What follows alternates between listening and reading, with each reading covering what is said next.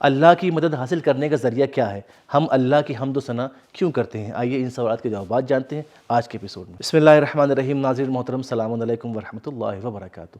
سبیل قرآن کے اس تفسیر پروگرام میں ایک بار پھر آپ سبھی کا استقبال کرتے ہیں۔ آج آپ کے سامنے سورہ صافات کی آیت نمبر 171 سے 182 تک کی تفسیر لے کر حاضر ہوئے ہیں۔ آئیے سب سے پہلے آیت نمبر 171 سے 173 کی تلاوت کو اس کے ترجمے کے ساتھ سن لیتے ہیں۔ كتاب أنزلناه إليك مبارك ليدبروا آياته وليتذكر أولو الألباب بسم الله الرحمن الرحيم ولقد سبقت كلمتنا لعبادنا المرسلين إنهم لهم المنصورون وإن جندنا لهم الغالبون۔ اور اپنے خاص بندوں پیغمبروں سے ہماری بات پکی ہو چکی ہے کہ ان لوگوں کی ہماری بارگاہ سے یقینی مدد کی جائے گی اور ہمارا لشکر تو یقینی غالب رہے گا۔ آئیے اب سورہ صافات کی ان آیات میں موجود نکات کو بھی جان لیتے ہیں۔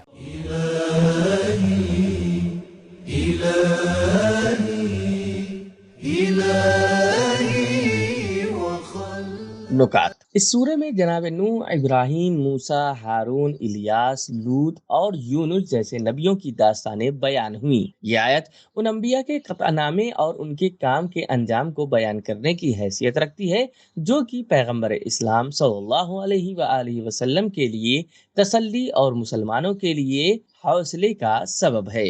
سوال: جب اللہ نے اپنے بندوں کی نصرت اور مدد کا وعدہ کیا ہے تو بعض اوقات انہیں شکست اور ہار کا سامنا کیوں کرنا پڑتا ہے؟ جواب: اول یہ کہ اللہ کے وعدے پورے ہوئے اور آج کے زمانے میں آسمانی دین کی پیروی کرنے والوں کی تعداد انسانی دین کی پیروی کرنے والوں سے بہت زیادہ ہے۔ انبیاء کے مخالفین ختم ہو چکے ہیں اور ان کا نام و نشان بھی باقی نہیں بچا ہے، لیکن انبیاء کا نام زندہ ہے اور جو جگہیں ان کے نام سے منسوب ہیں لوگ ان کا احترام کرتے ہیں، اور کسی بھی ہنرمند، عالم، شاعر، مصنف یا سیاستدان کی محبوبیت کا مقابلہ انبیاء کی محبوبیت سے نہیں کیا جا سکتا۔ دوم یہ کہ انبیاء کی اگر کبھی ہار ہوتی تھی تو وہ ان کے پیروکاروں کی سستی اور کوتاہی کی وجہ سے ہوتی تھی، نہ کہ اللہ کی مدد نہ ہونے کی وجہ سے۔ جس طرح جنگ احد میں مسلمانوں کی ہار ان کی سستی، اختلاف اور نافرمانی تھی۔ سوم یہ کہ علمی، منطقی اور عقلی کامیابی اور جیت کو بھولنا نہیں چاہیے۔ چہارم یہ کہ مخالفوں کی ہلاکت اور ان پر اللہ کے عذاب کو بھولنا نہیں چاہیے۔ پنجم یہ کہ دنیا ابھی ختم نہیں ہوئی ہے، بلکہ امام مہدی علیہ السلام کے ظہور کے بعد حق کے تمام مقصد پورے ہوں گے۔ خوبصورت تلاوت، ترجمہ اور ان آیات کے نکات کو جان لینے کے بعد اب آئیے ان آیات کے پیغامات کو بھی جان لیتے ہیں۔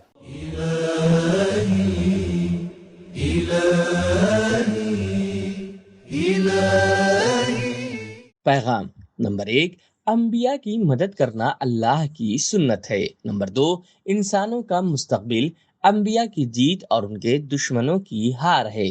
نمبر 3: اولیاء کو رسالت کے مقام تک پہنچنے کے لیے اللہ کی عبودیت اور بندگی کرنا ضروری تھا۔ نمبر 4: انبیاء اور ان کے مکتب کی دوسرے مکاتب پر جیت پکی ہے۔ انہم لہم المنصورون، انا، لام اور جملہ اسمیہ یقینی اور پکی ہونے کی علامت ہیں۔ نمبر 5: اللہ کی بندگی اس کی مدد حاصل کرنے کا ذریعہ ہے۔ نمبر 6: انبیاء اور ان کے پیروکار اللہ کے لشکر ہیں اور اللہ کا لشکر یقینی طور پر ہر میدان میں کامیاب ہوتا ہے۔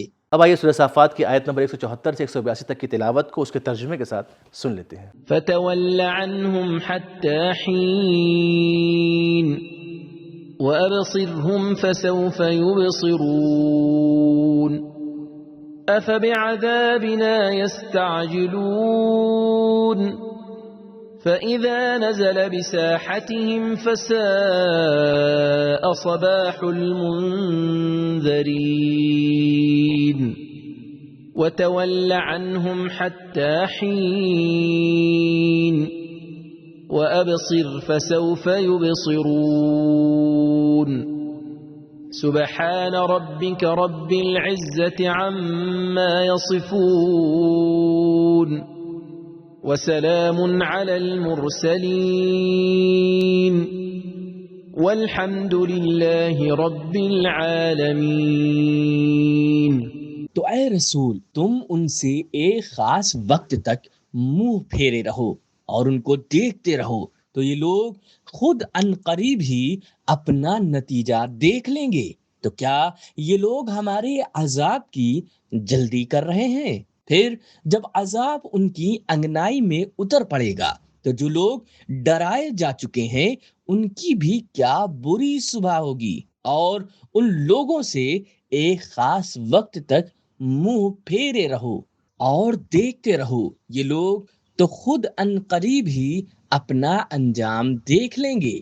یہ لوگ جو باتیں خدا کے بارے میں بنایا کرتے ہیں ان سے تمہارا پروردگار عزت کا مالک پاک صاف ہے، اور پیغمبروں پر درود سلام ہو، اور کل تعریفیں خدا ہی کے لیے سزاوار ہیں جو سارے جہانوں کا پالنے والا ہے۔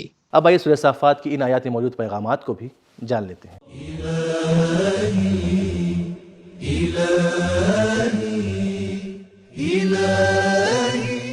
پیغام نمبر 1، تربیت کرنے والے اور پیشوا کو چاہیے کہ کبھی کبھی لوگوں کو دھمکانے اور اعتراض کرنے کے لیے گمراہوں اور ضدی لوگوں سے منہ پھیر لے۔ نمبر 2، دوری اختیار کرنا اور منہ پھیر لینا منطقی اور صرف کچھ وقت کے لیے ہونا چاہیے، انتقام یا نفس کے لیے نہیں اور ہمیشہ بھی نہیں۔ نمبر 3، اللہ کی تہدیدوں اور دھمکیوں پر یقین نہ رکھنے والے کافروں کے لیے تکرار ضروری ہے۔ تولی عنہم وابصر کا حکم 2 بار آیا ہے۔ نمبر 4، پہلے یادآوری، خبردار اور حجت تمام کی جائے اور پھر قہر اور عذاب۔ فَإِذَا نَزَلَ بِسَاحَتِهِمْ، جبکہ پہلے ڈرایا جا چکا ہے۔